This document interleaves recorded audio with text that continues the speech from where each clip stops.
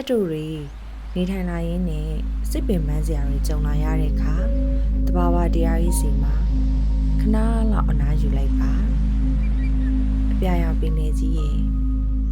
ရေလိုင်းလေးတွေရေတဲတောင်ပင်လေးရေလေညင်းလေးတွေရေတစ်ပင်အိုကြီးတွေရေရောင်စုံပန်းပင်လေးတွေရေ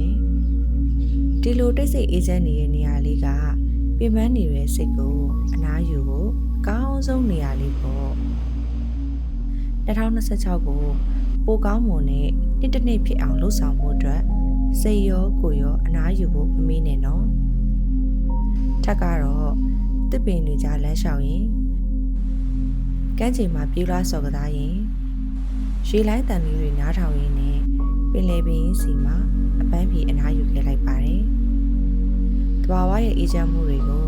စိတ်နဲ့အပြည့်အဝခံစားရင်းချိန်တွေကိုပုံဆုံးခဲ့ပါတယ်